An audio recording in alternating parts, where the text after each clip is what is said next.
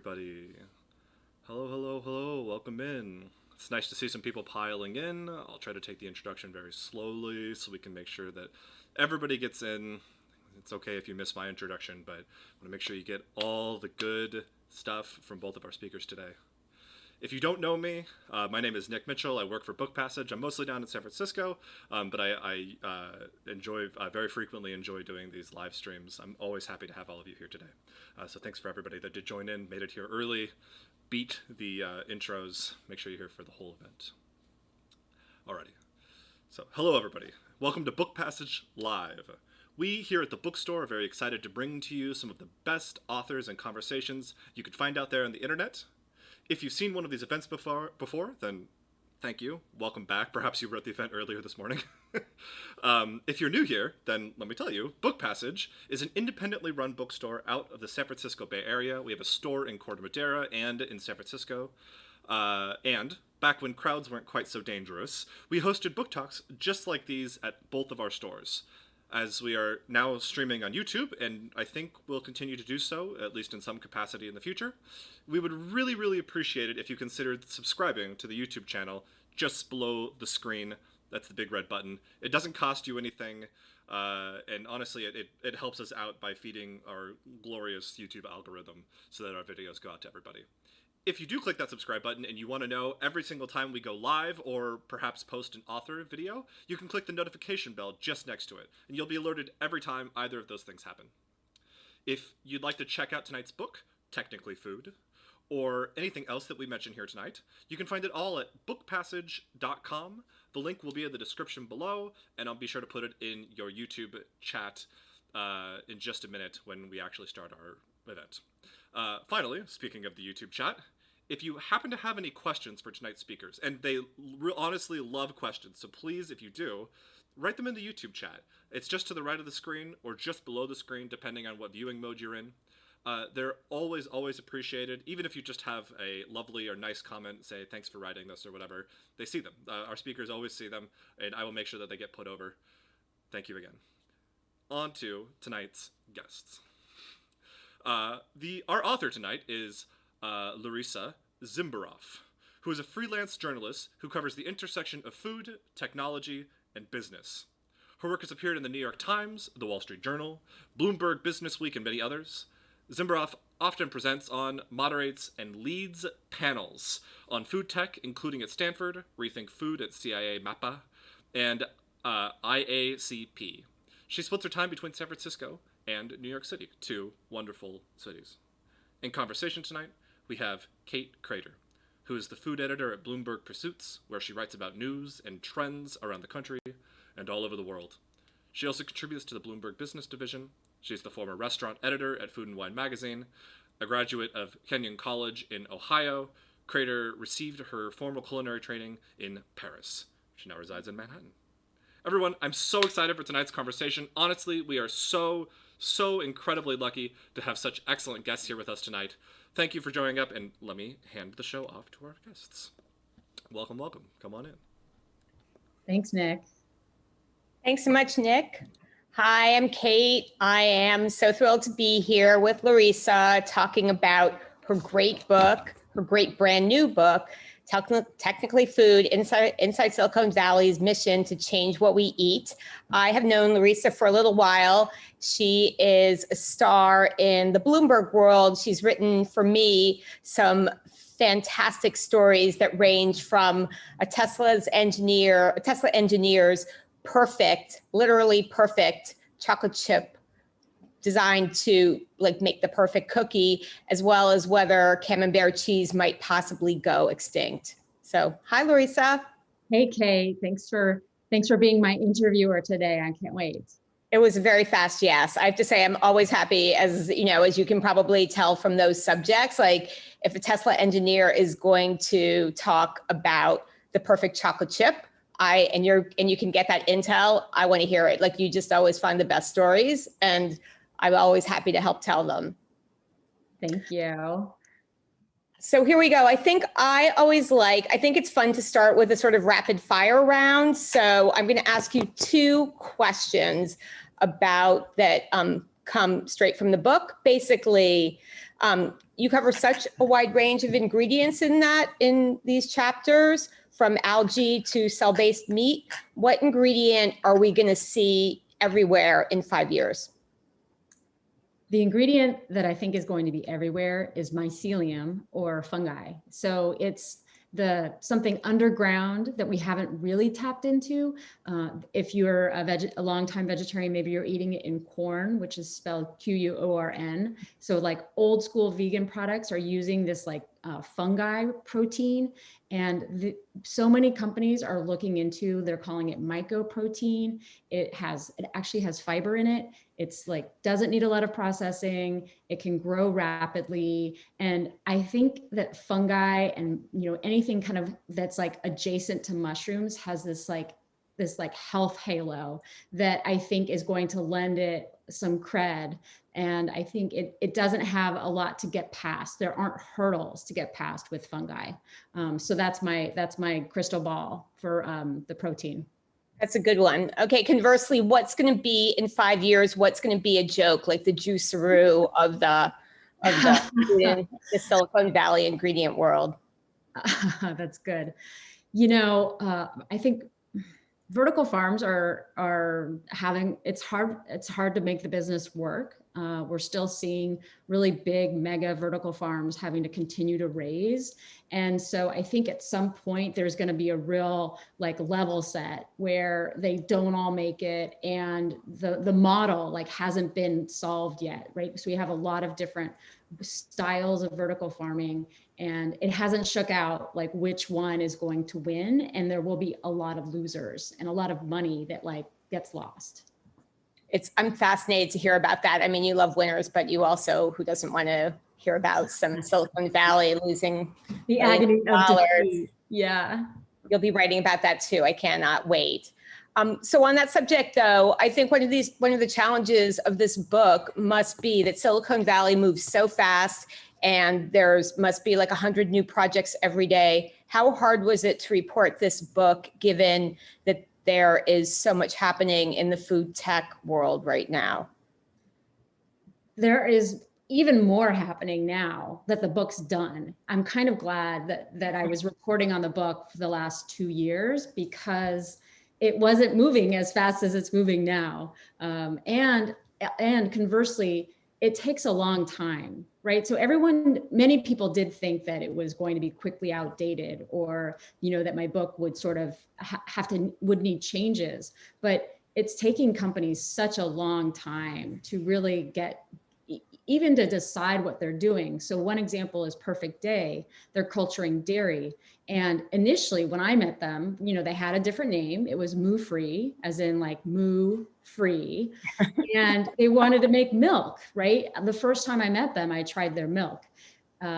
Now they want to make an ingredient, and they're making the key proteins from dairy. Whey and casein are two of the proteins that they're working on. They're working on other things, right? So as they've worked, and it's been 6 plus 7 years, they've kind of reimagined where they're going, what they're doing, how they're going to partner, how they're going to make their ingredient. Are they going to take it to market, or are they going to sell their ingredient, right? There's so many questions to solve and technology to determine that luckily, yes, it moves fast, but not fast enough that I can't write a book and still have it be relevant for a long time. So how much money does a company like that have behind it? So if you've been reporting on this book for a couple of years, when did you start reporting on it? I'd say 2014, 2015. Wow, Larissa, you know what? I also realized I have a handy visual aid here. So this is what it looks like. It's got a terrific cover. Look at the egg. We can talk about eggs in a minute. But so 2014, so 6 or 7 years. Mm-hmm. So how much money is behind some of these companies? Easily past the 100. I would say it's in the 100 to 200 million is what they're usually looking at. But then, you look at the valuations. I think that Eat Just, which makes a faux egg out of mung beans, I think they have a 2 billion valuation, right? So there's these extremes of how much they've raised, whether they've made any money, which we won't know, and then what their valuation is with the market, because the market today sees their worth as being just astronomical. Yeah. And so sometimes I find myself sounding very jaded when I ask a startup how much they raised and they tell me 4 million. And I say, oh, I'm like, okay, that's okay. Good luck. Best of luck to you. Yeah. Yeah. So on that subject then, or sort of related, you have seen such a range of ingredients. When do you think people will start to see some of them? Not just, I mean, I know some things are starting to be available, maybe by mail order, or if you're watching this, you'll know about them. But what do you think is going to be the best way for a lot of them to get to market? Is it through chefs? Is it through Whole Foods? And what do you expect the rollout to be for maybe like the most promising ingredients that you cover? Like, let's say bacon, the vegan bacon. Yeah, the bacon. It's a good question because, one example for this, like a plant-based bacon called Hooray Foods, got into Whole Foods, right? And they got into like, I think 9 regions, which is huge and kind of unheard of for a brand new company. So they're really getting to test it out really quickly, really rapidly. And the company had planned to go into food service. And then right before the pandemic, they Whole Foods was, convincing them to go into their market and make a retail product. And they did. And like, they saved themselves, right? If they had just made a food service product, they would have just been waiting. And so they got into Whole Foods. But another example is Prime Roots, which makes bacon from koji, which is, again, this like fungi that they can grow in tanks. And they're doing direct to consumer, right? So they're shipping their product. Then the third is At Last, which is in upstate New York, and they're in like one co-op. So the range of what people are doing is very, runs the gamut. I think direct to consumer, I think Instagram, I think more companies, especially in the last year and a half with the pandemic, are selling through Instagram, through direct to consumer. Keto cereals like really blew up on Instagram. People are like doing subscription model, right? Food, we never did food as subscription model. I wouldn't like put cereal on my list to get it every month on a subscription model, but now you're seeing that. For sure. Well, At Last also, some of them benefit, like At Last has a pretty well-known celebrity investor, right? It does. Robert Downey Jr. And lots of money, $40 million was their B raise. And, they're planning to scale, they've got to make this ingredient, but they also have to figure it out, right? They have to work with CPG companies if they want to make their ingredient. And CPG companies all move very slow, and apologies. Do you want to say what CPG is? I know, apologies. CPG stands for consumer packaged goods. So all the like yummy boxed and bagged foods that you buy, cans, anything you buy on the supermarket shelves is considered CPG. And when companies want to sell an ingredient to CPG, so this is an example of Perfect Day that wants to sell its ingredient, its cultured dairy proteins, to a CPG company, they take years to do R&D. So they don't move fast. So a company like Prime Roots that's selling their bacon on online, right? They're getting instant feedback. They're getting their users and their fans to like vote on flavors and talk to them about what they want. But CPG companies like go off, make everyone sign, non-disclosure agreements, and they go off in their little labs and they would work with it for a long time. And so there's 2 models to work with, and one takes like maybe 3 years to figure out. Wow. A reminder to everyone, if you have questions, please send them in. I think we have some good questions, but love to know what you guys want to know, because Larissa really knows everything on this topic. She's one of the foremost writers on the intersection of food and tech and business. And it really is one of the most interesting, fascinating, and hottest fields going right now. So, well, I also want to know, I live in the world of chefs. What role do you think chefs are playing in this, and are chefs embracing these ingredients? And as far as you can see? I think chefs are necessary. You have 2 examples of Impossible Foods and Beyond, where Impossible Foods went the chef route and the trendsetter route and really got quick traction. So their burger got talked about, it got Instagrammed, it got shared on social media. People, I went to David Chang's restaurant in Manhattan to have his burger. Right? Yeah, me too. And Beyond Meat, Ethan Brown, the founder, the CEO, he was like feeding it to women in the Midwest, like telling them how to get their husbands to eat it, right? He was like taste testing it in supermarkets. And Beyond Meat has been around a little bit longer than Impossible, and it took them, I think, longer to really like skyrocket. And so I think that chefs lend, an aura of, if the chef thinks it's good, then you should think it's good, and it gets brands to a quicker place in the market than if they just try to like, hit the streets or sell it in retail, especially because retail is so busy and our markets are so full of products. It's a little, the only thing I would say back to that is that for sure, I definitely bought into the hype around Impossible, because if David Chang is making, believes in a burger, and then on the West Coast, Tracy Desjardins was doing a good job with it. But on the other hand, almost everybody I know who's not in the restaurant food world were able to get their hands on Beyond Meat quicker. Beyond Meat went public. It depends a little bit on what your idea of success is. So, but yeah, no, I agree with you. I definitely heard more about Impossible. Yeah, no, that's true. Beyond Meat has really, in other ways, Beyond Meat is the poster child for like that. That's what got Wall Street interested, was when Beyond Meat went IPO. Then they set up, right? Investors set up and were like, this is something not to ignore. And that's when people started giving money in ways that they hadn't before. But I think that getting chefs on board takes things out of the lab and makes it like food, real food. Right. Lab food. And Impossible has that extra hair of kind of suspicion, right? Because they've got a GMO ingredient, it's genetically modified, that gives it flavor and color. And once they bring in chefs, they can kind of rush past that and rush past help change the conversation a little bit, for sure. Yeah. We're getting some really good questions. So I don't even want to save them. I think we're going to dive into them now. Diana Benedict says, I'd love to hear what Larissa's thinking about air protein, which is making alternative meat out of carbon dioxide. Yeah, that's a great question, Diana. So air protein is capturing carbon in the air and it's putting it into, I haven't seen the equipment personally. So some form of a, metal digester contraption. And then they've got microbes that are going to feed off that carbon, because carbon is one of the sources that we actually need to grow. It also needs other nutrients. And then eventually they're going to have some kind of powdered mass, and that mass can then be formed into possibly a chicken. I've heard it's been made, but I have not seen it with my eyes. And there are a few companies doing this, and they're in my book. I lightly talk about it, but I also talk to, climate scientists who say, well, if you're not using renewables, then you're just using energy. You're taking carbon from the air, but using energy to make more protein, right? So you're not doing anything better.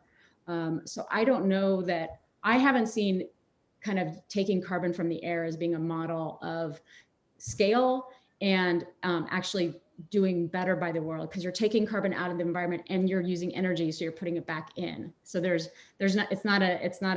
you haven't gotten a win-win situation here. It is kind of fascinating to think about. I have to say, I haven't even heard of it. And the idea of doing that seems like the Platonic ideal. I mean, there's that, I must be different, but there is an air vodka, like a carbon neutral vodka came out that captured, I can't remember the name of it now, but air maybe. And here's another, I love this question. I wish I thought of it, from Kate Mathers. Which fast food chains do you see embracing plant-based tech foods? That's great. I talked to Pinky Cole from Slutty Vegan. It's an Atlanta based. Yeah. And she's just like, she's got Morningstar on her menu because that's what she grew up eating, but she's like trying everything. She's got Impossible and Beyond, and she's open to trying everything. And she's giving her consumers exactly what they want, which is new foods, right? Like, what's the reason to go to a fast food chain? It's to try something different, right? I think Taco Bell, if someone has innovation, I think Taco Bell is the head of innovation, and I expect to see something really interesting with them. And they have been a little quiet. McDonald's has come out and said they're coming out with the McPlant. White Castle sells the Impossible. Carl's, and most of the fast food places have something, but Taco Bell, I feel like, has been a little quiet. And so I just have this sense that their evil genius scientists are like working on some kind of crazy, double taco cellular meat taco. Made with air protein. Please don't say evil genius about Taco Bell.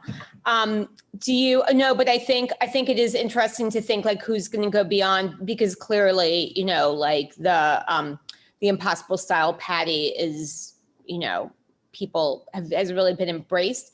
But I do wonder when it comes to like algae or mycelium and those kind of things, it is like playing in a different ball game kind of. It seems like if it's an ingredient and you see it in a lake and it's green, it seems kind of scummy. Like, and then all of a sudden Taco Bell's making, you know, their new crunch taco with it. That's like, yeah, I think mycelium has a good chance. I think I could see Kentucky Fried Chicken making a mycelium fried chicken, like really in like 2 or 3 years. I could see that happening for sure. You know, breaded, you know, you can do almost anything if you bread it and fry it. well, that's quite true. That's 100% true. Well, this is, so I do have a related question, which is, especially here in New York right now, the conversation about vegan cooking and vegan everything has reached a hysterical pitch. 11 Madison Park just introduced their all vegan menu the other day. And how does all this play in? Like, do you see the vegan audience embracing cell-based meat and all these kind of, I mean, some of them clearly they will mycelium, but some of it like a little too manipulated for them, do you think, to really grab it? Well, so it's great to bring in 11 Madison Park and Daniel Hume, because like everyone's talking about it, right? And the thing is that veganism is there's like a whole variety of veganism now. So I think that a lot of veganism is vegan light versus animal activist vegans. And so if we talk to like the kind of older vegans, people who have like are more committed to protecting animals, I think they're not interested in these newfangled foods, and cultured meat isn't going to be for them. But I think the younger generations, the like vegan light that is coming into this like, you know, audience, I think they're going to be totally into it. Like, hey, cool, let's try this, right? Because we had Gen Z and Gen Alpha in the kitchens during the pandemic, like the kids and the college age kids, you know, working in the kitchen and making sourdough and getting really adept at using all the tools and the recipes and the TikTok, you know, recipes. And, you know, they're going to see cultured meat and think, cool, yeah, let's try it. But I think, you know, the people who have been vegan for longer and who have different commitments are going to see it and want more education. They're going to want more information. They're going to want more transparency. And you're going to see this kind of difference of opinion throughout the generations. I think you'll start seeing that, and that'll be the measure of success. Is like how well they tap into the different generations. I think that is an excellent answer. I do want to keep talking about veganism, because I think like it really is, at least here in New York City, like I said, it's taking up all the oxygen in the room. But I really related to what you were just talking about, Kezia Giron, I hope I'm saying your name right. What's the regulatory situation for cultured meat? Some of these future foods aren't likely to face any regulatory constraints, correct? That's a great question. Actually, so it has been decided, and the FDA and the USDA are going to work together. And these two agencies don't usually work together. The FDA handles packaged foods, the USDA handles animal meat, animal protein, and the FDA handles seafood, except for catfish. Anyways, it's a little confusing, but the two agencies are going to work together. And so it will be expecting a lot from our government regulatory kind of approvals to see this working seamlessly. The FDA will handle the science of cultured meat, and the USDA will handle the what, like what the product is and approving the like daily foods. And the thing is that cultured meat is a global supply chain of ingredients. They're going to need nutrients that feed the cells to grow. Then eventually those cells are going to be harvested. It's sort of the kill stage of cellular meat. And then eventually they'll be taken to a co-packer, perhaps that's where it's formed into something. Maybe it's a chicken breast. And then that's where the USDA might come in. And so the FDA isn't someone that goes in daily and checks out a company or a technology. They go in infrequently. So it is interesting. Another thing to point out is that these companies, the cultured meat companies, are actually working with the FDA and the USDA. So they're working on the process together. whether this is a positive for consumers like you and me, I'm not sure. It's a question mark that I have. So it's sort of to be determined a little bit. It's not clear cut that they will be regulating it, but they've got their eye on it. Is that accurate? Oh no, they're regulating it. They're regulating it together, but it hasn't been fully baked yet. Got it. So the FDA will do the first like sweep up to product, and then the USDA will be approving the product. But because it's still such an unknown quantity, we're still a little bit in science fiction land, I think. We don't 100% know. Like, it's approved in Singapore right now. There's cultured chicken nuggets being sold that are kind of a portion of cultured cells and a portion of plant-based protein. And, it's sort of these preliminary trials. So I do still feel a little bit of a guinea pig, in that, the model isn't done yet, and it's not kind of fully confirmed as being healthy or what goes into it. And I don't have all the answers because there's, IP, there's technology that they need to protect, so there are a lot of questions around cultured meat, even after spending 2 years going deep into it. Yeah, no, I'm sure it just keeps on being work in progress, right? As they keep on like doing all these experiments or whatever processes they're using. It sort of blows my mind to think about it. This is a question that I had too, but Janice Clark is asking it also. So is this alternative food is in general, or can you give some examples of what's actually might be good for you and what might not even be good for you? Yeah. I think so I'm going to go to vertical farms because I want to sort of change who I talk about. So I eat kale. I love kale. I love how thick and fibrous and gritty it is. That is what I expect from a kale salad, is that it's going to take me time to chew. And the kale that you're going to get from a vertical farm isn't going to be unhealthy for you, but you're not getting the same product. It's delicate, it's whispery thin, the fiber is completely different. Now, you might still be getting the nutrients from it, but you're not getting the fiber. And one of the things we know we're missing from our diet, from the American diet, is fiber. And fiber comes from fruits and vegetables, and infrequently it does actually come, that mycelium has some fiber. But so I think there's a few ways to look at this health factor, which is, are greens from a vertical farm as healthy? Do they have the fiber? Do they have phytochemicals that come from pests eating it, right? Like the fight or flight that happens in plants when they're growing outside, that doesn't happen in a vertical farm. So I know that I look at fiber as something that feeds a prebiotic nutrient that's feeding my microbiome, right? I want that. Another thought is, if everyone's telling us to move to more plant-based and eat less animal meat, then why are investors spending so much money to invest in cultured meat if we're being told not to eat meat? So there's just that, which is that's coming from everybody, from all the doctors in science saying eat less animal meat, right? But nonetheless, they're still looking at they want us to stop eating animals, so we're just going to replace it with something that's an analog of animals. So, but it also seems that was a great comprehensive answer, but it does seem also like it ranges, because something like pea protein, which you have a terrific chapter on, is presumably good for you, right?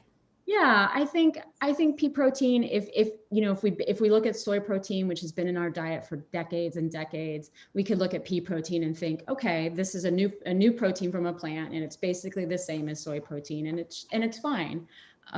But it's not giving you as much nutrition as if you were to eat peas. So there's always going to be that decision, right? And we all kind of walk around with our own pecking order of decisions, as we eat in the day. And so you can eat a bar that has pea protein in it. I actually ate a peanut butter bar yesterday that had pea protein crisps in it, and I thought, this is tasty. It was a good 3 p.m. snack, but that's all I want it to be, my 3 p.m. snack. So I wouldn't want my entire diet to be coming from pea protein. And so that's my answer. Like, make your diet like with very variable. As variable as possible. And then just to go back to like cell-based meat, does that deliver the protein and the whatever? Now I'm blanking on like all the nutrients or whatever's in it. So Larissa, I know you can. Yes. Does it? Yeah, I mean, culture meat. So the one thing that people talk a lot about is, will it have saturated fat? So red meat has a lot of saturated fat. Right. So it's fat that's hard when it's room temperature. It's like coconut oil isn't necessarily healthy for us because it's saturated at room temperature. And animal meat has saturated fat. So one question to these cultured meat makers is, what are you doing for fat? And it's one of those big question marks that looms for that industry, is how they're going to deal with fat. Some people are trying to grow fat. Some people are, at the moment, probably using palm oil or coconut oil or maybe sunflower oil. And so the saturated fat item could be a win for cultured meat if they don't have it in their product. And the other things that you're getting, which are mostly vitamins that you're going to get from meat, like iron and zinc and, other vitamins, you can get that from other stuff. But getting it from cultured meat isn't a bad thing, but you won't know at the moment. We don't know how they're growing it. We don't know the nutrients that they're feeding the cultured meat to grow the cells. And we don't know, you just have to, it's like any other food. You're just deciding to buy it and be okay with not knowing the provenance. And I put my food through a more rigorous review, mostly because I have type 1 diabetes, which I talk about in the introduction of my book. And so I look at food more rigorously than others. And it's a lot. Most people don't want to go into their food so deeply. When I asked a guy from Memphis Meats, now the company's called Upside Foods, I asked him what I should tell people in my book, what they're feeding, what nutrients they're feeding these cells to grow. And he said, well, nobody cares what their animals eat today, right? And he's in some ways right. Do we know what our chickens have been eating? Do we know how our lambs were raised, how the cows were raised? So cultured meat, I think the startups are creating the same exact system that we have now with industrial agriculture, just without the killing of the animals. Mm-hmm. I mean, I would push back on that, though. I feel like people care a lot about what their animals eat. Like you watch like I can watch a stream of like what my Thanksgiving turkey was eating. I mean, I disagree, but then there's plenty of people that don't care, right? Like, majority of America, fair enough. So I want to go back to something that you just brought up a minute ago, and that's and this is also, I think, part of some of these questions. What's the environmental impact of a lot of these? Like you just mentioned palm oil, which if you care about like orangutans in Indonesia is a very disturbing ingredient. Like what is not to mention what goes into producing a lot of these things that you want to think are like good for, not just good for you, but good for the planet. Yeah, I think foods with a global supply chain, foods that expect to like push on like another country, like Southeast Asia for palm oil, I think that's troublesome. Palm oil is I think I saw a stat that was like 75% of products in the grocery store. Don't quote me, but it's around that level, which is just like insane. We don't want our fats to be coming from Southeast Asia, right? And so it's concerning. I think that I lost the thread for a second. The environmental impact of a lot of the foods that you talk about. Don't get me started on orangutans in Indonesia. Yeah, so in my book, I talk about a study that was done. So if we're talking about cultured meat, the study was done to see if cultured meat was better better for greenhouse gas emissions over industrial agriculture. And in the beginning, it was. But then it skewed after 20 years to being the opposite, because cultured meat is going to need carbon, which is the energy grid to produce cultured meat, which is going to be enormous. And if that's not on renewables, then you've got a problem, because carbon takes longer to dissipate in the atmosphere than methane, which is produced by the cows. So initially cultured meat wins, but then eventually it doesn't. But this is theoretical, because it's like, they're building a model of showing it scaled, and it could be anywhere, or it could be at any level. So it's one of those areas where if we looked at water usage, it might be easier to compare, which is it will be less than like feeding animals, but animals are still necessary for our earth, right? We still need animals to be mooing and walking the land, and like, with their hooves, and like kind of digging up soil, right? Regenerative agriculture is something necessary for the climate, and good for the climate. And so, it's not like we just do away with one thing and then move over to the cultured meat. So I think that renewables and energy usage and water usage are something we need to look at closer. So related, a question from someone you might know, Serge Zimberoપરંە. Sorry, Sergey. You mentioned the high energy input for air protein. Are other manufacturers of products such as these transparent as to their energy inputs? Ooh, no startup is transparent. No. No startups are transparent. Mic drop. Yeah, they're not transparent. And it's all still so small, right? It's all still so lab scale that nothing is really gonna like feel like what you're getting, right? It's like, oh, we made up this glass of water, this is the protein we made, right? And it took this much, right? We don't know enough to determine that. I think that the winners in food tech are going to be the ones that learn how to be as informative, as educational, as transparent as possible. And that's going to be important for the sector and the entire sector. It will be like, how can we share more information without like, kind of worrying our investors and our intellectual property? How can we make consumers more confident about what they're getting? I think that's right. I mean, I think a lot of Americans are thoughtless about what they eat, but in this arena, and especially with like Gen Z, especially where this audience is going to be coming from and who's probably going to embrace and adapt to it earliest, I think transparency is going to be key. Keep these questions coming, because they've been fantastic. Like I'm learning so much from them, from your answers. So I'm going to change the subject very completely. You cover such a wide range of ingredients in this book. One thing that's not in here that's having a moment right now are bugs, not just cicadas, but bugs. You don't cover bugs. Can you talk about your decision not to? Yeah. It was a chapter in my book. It was slated to be a chapter in my book. And as far as food tech, it was one of the earliest things that I investigated was bugs. Really? And I was hell bent to cover crickets. You're the gateway bug, right? Yeah, gateway bug. I talked to Exo, which was making protein bars out of it, and the founders were in New York. I talked to this crazy scientist in the Midwest that was making bug powder, and I was so keen on writing about bugs. And it was one of those stories as a freelance writer, Kate, you can understand, because she's always working with me and saying yes and no to stories. I would pitch it and they'd be like, meh. And then I would pitch it and another place would be like, we just did it. Right. So I never got traction on my bug story.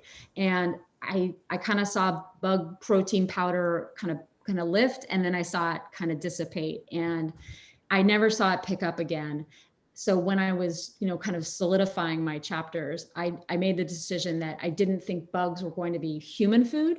I think that let's use it for aqua farming, which is fish farming, like on land fish farming. Let's use it to, make something for cows or animals. I think that getting it into the human diet, for some reason, there's either ick factor on whole bugs, and on protein powder, like, I think most people would just prefer to get it from plants. And so, and bugs are so tiny. It's like, it's sort of a supply chain that just hasn't really taken off. But there are some new investments there's a French company that's, building out a massive factory. And so there are still believers. I just decided not to be a believer.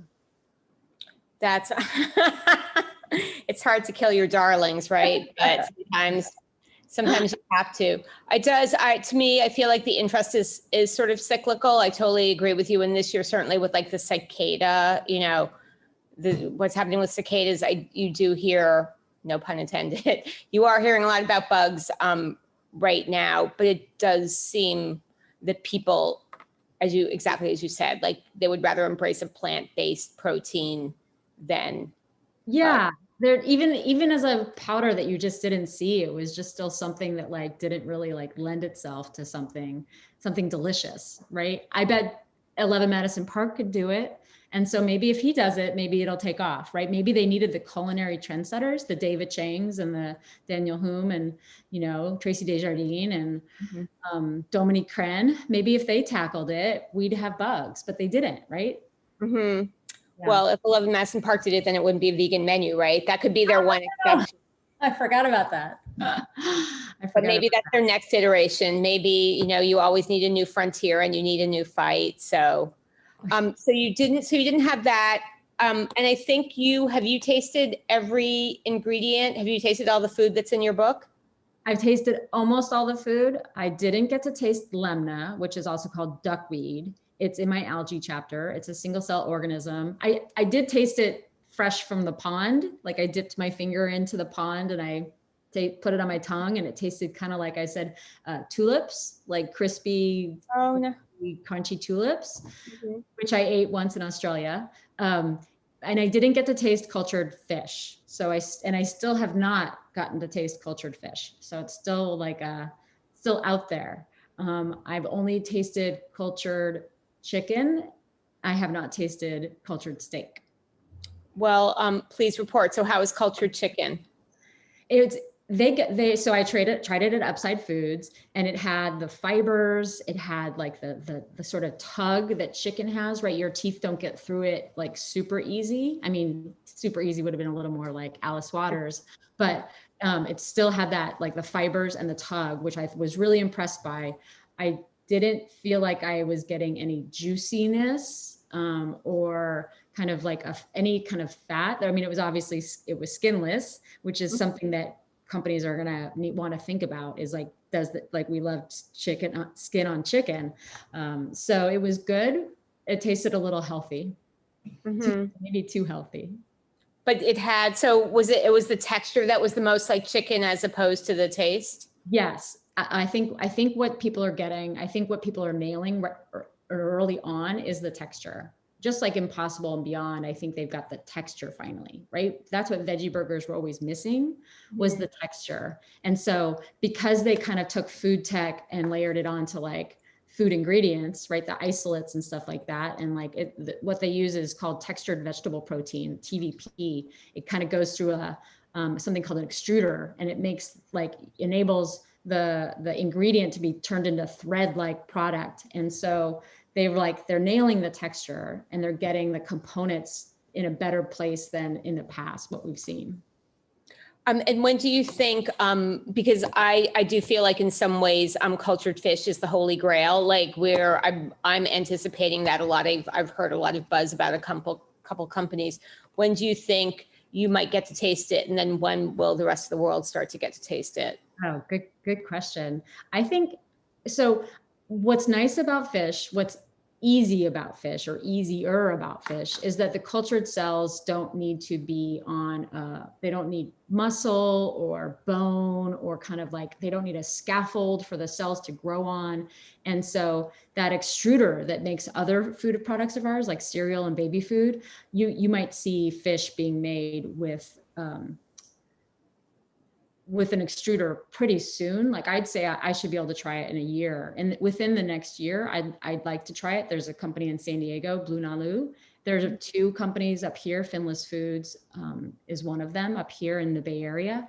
And so I think that, and I know they're working on tuna. We've got tuna, salmon, and mahi, a few different fish that they're trying, but it will be cubes and it will be poke and it will be, you know, extruded like with other plant proteins. I think we're going to see this hybrid of food, like we're seeing with the Eat Just chicken nuggets in Singapore. I think we'll see cultured fish cells with plant protein, and it'll be this like hybrid product that is kind of for the food adventurer, you know, for the person that wants to try everything. I think that will come out in, you know, the next few years. And so, yeah, potentially sooner than cultured meat, maybe. Interesting. Janice Clark is totally winning the question game. She has another good one. Are other countries as involved and innovative with alternative food as Silicon Valley is?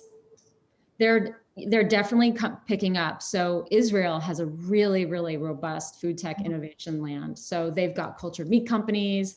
I would tell you that the prime minister tried cultured meat, Netanyahu, but he's out. So Former prime minister. Former prime minister actually tried it. I feel like they, sorry to interrupt. I was going to say, I think they have someone just put a lot of money into steak. I don't quite understand who's going to be eating cultured steak made from cultured meat, but they put some serious money into investments on that kind of product, right? Yeah. So Israel has a huge hotbed of innovation. We've got Northern Europe, and then I think China is going to. Everyone is sort of looking to China. They want to see Chinese companies pick up, and they want to see the Chinese government put money towards it. And so I think at the moment in the industry, everyone's sort of pushing, like Ezra Klein wrote this, you know, very popular opinion piece about saying that he wanted the government to invest in cultured meat so that we could get rid of cheap meat. And everyone's sort of like pushing their governments to invest. And so to be the first place that like really wins it. And so I think there could be sort of a China versus US attempt at like who gets there first or who does it the biggest with the most money. But there are companies all around the world that are doing this. The US is bigger in this area of food tech, but there's lots of other places that are swirling around with this. And if you're going to write, I don't know if you've already started, I'm going to put your book up again. Technically food. If you're already working on the sequel, is there what didn't make it into this book besides bugs or like what are you already seeing as you were going through the edit of this that's like a burgeoning industry? Do you think, or here, this is a two-part question, is Silicon Valley going to stay as invested in food, or do you think that at some point they're going to be like, you know what? I mean, there's always new innovations, but it seems like it's fever pitch right now. It does seem like it's fever pitch. It's sort of like Bitcoin versus food tech, right? Like which one is growing the most?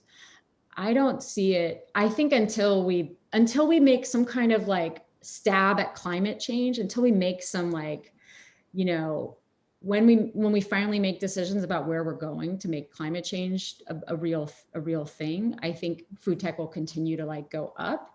And then possibly once like we put some stakes in the ground about what we're going to do and how we're going to reverse it or lessen it, then maybe it'll change, because maybe that will shift the direction, that will shift our eyes. Like maybe investors will want to give to like, you know, farms and soil and other things that aren't sexy, but could be sexy or should be sexy.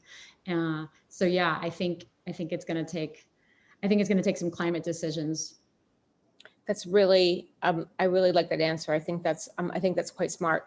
And then to the second part of that question, is there foods that didn't make it, ingredients that were very nascent when you had to hand in your manuscript, like things that you have your eyes on the horizon? Yeah, I would have liked to have done a cultured meat chapter on fish, but because they're like inherently not doing a ton that's different. I mean, there is a lot that's different, but it's not super different. So I decided not to do a chapter just about fish, and I didn't want to shoehorn fish into my meat chapter.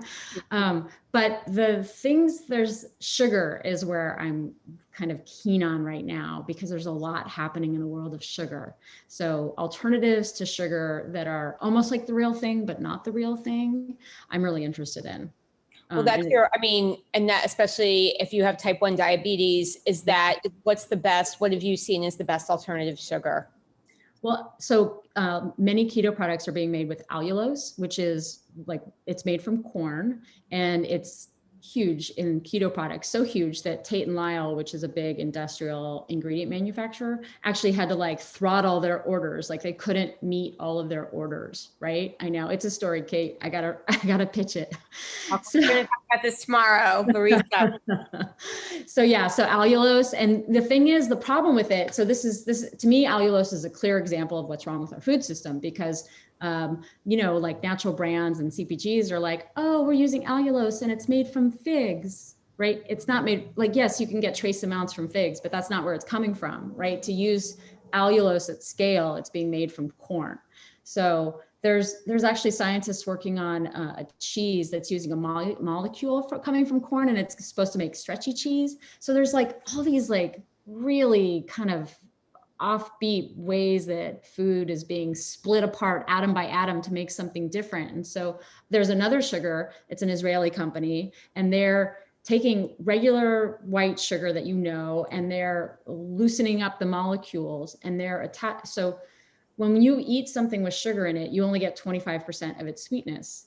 So that means you're ingesting 100% of sugar, say a cup, but you're only getting a quarter cup of the sweetness, but you're getting a full cup of the calories and the damage to your body. And so this sugar, you can use a third less because they've done something to make more of it attached to your palate. So more, you sense more of their sugar because they've like shaken up the molecules, they've attached silica to it. So it's like a finer sugar that gets to your palate in a better way. And so you can use a third less sugar.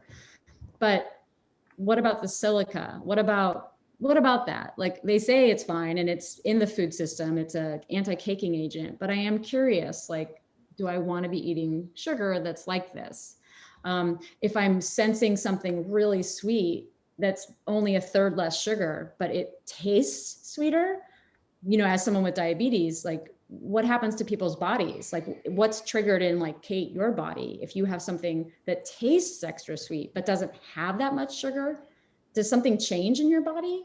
Does a chemical reactions, like is more insulin spit out to take care of that sensation of sweetness? So anyways, I can go too long on this topic, but those are some of the things that like grab me as that's super fascinating, because it does. At first I was like, wow, if I can eat less, because I have a really bad sweet tooth. So I was like, if I can eat, and that seems to me like if you're just sort of manipulating molecules, that's kind of, that to me doesn't seem, I think I could handle that. But then if you don't know what the after effects are, I mean, sugar is so bad for you. That's a separate question. All right. I have one last question for you. And please, if anyone has one last question, send it in. It's from Dan Barber, wrote a terrific blurb on this book. And I'm just going to read it out loud. In a feat of razor-sharp journalism, Zimberoff asks all the right questions about Silicon Valley's hunger for a tech-driven food system. If you, like me, suspect they're selling the sizzle more than the steak, read Technically Food for the Real Story. Give us one excerpt, or tell us like one thing, because something must have piqued.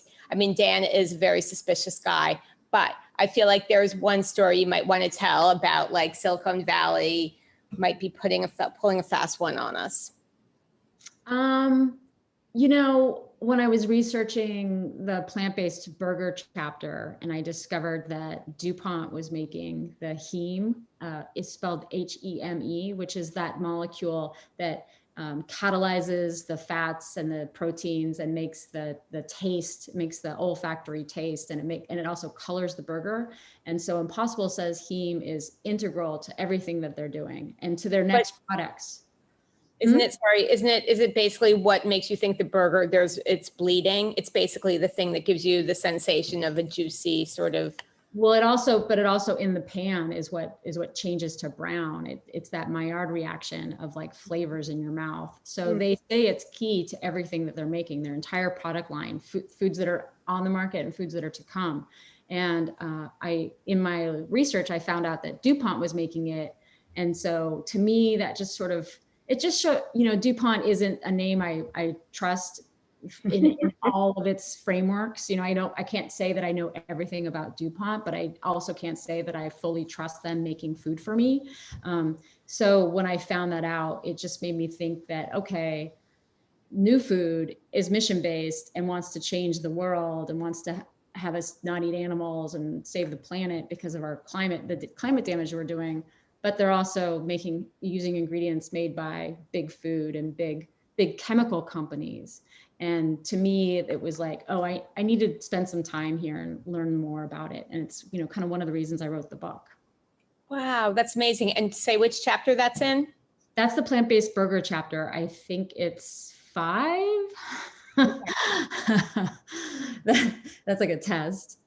Yeah, let's see. Okay, right. I'm going to believe you. So I'm going to tell you, I had a fast thought, who's going to be able to sell bugs to the world is, or to a lot of people anyway, is Elon Musk. Because supposedly he's opening up a Tesla restaurant. Like he tweeted, as he does, that Tesla had trademarked a couple some things in advance of opening up restaurant franchises. So You're totally right. But and actually, well, that lends itself to where I think cultured meat should go first, which is it should feed astronauts in space or people living on Mars. So if cultured meat is feeding people on Mars and Elon Musk is going to be on Mars, then let's send bugs with him too. Isn't Jeff Bezos going to space next week? Can you give him? Yes, and the unnamed auction guy. Yeah. This was great. So much fun talking to you, Kate. Larissa, thank you so much. I loved it. Yeah. Bugs. Making me talk about bugs. Well, thank you everyone for being here, and thank you for these awesome questions as well. Thank you, everyone. Thanks for coming. All my friends and family. Well, alrighty then. If that's the end of the show, I did definitely spend that entire show, that entire talk, just going, oh, cool, every like 10 minutes or so. Just so I just want to cap it off with going, that was a cool conversation. Thanks for having. That was really cool. That's just incredibly cool. To everybody else that's watching and still stuck around, the book is technically food. We sell it at bookpassage.com. We can ship it right to your house if you don't live in the Bay Area, just like every other book company you might or might not find online. And if you don't feel like buying from us and you have a local bookstore, that's okay too. We'd like all the bookstores. You support your local bookstore as well. If you would like to find out or be here for more events, be sure to subscribe below, click the notification bell, or just go to bookpassage.com to check out our upcoming events. You can subscribe to our newsletter on that website. It's pretty useful. We have events just like this one at least 4 or 5 days a week, and we've been turning up the speed on them. I say motioning a dial. Nonetheless, thank you one last time, Kate and Larissa, for coming in. That was very, very cool conversation. Thanks for being here. Thanks, everyone. Bye. Alrighty, bye-bye. Bye.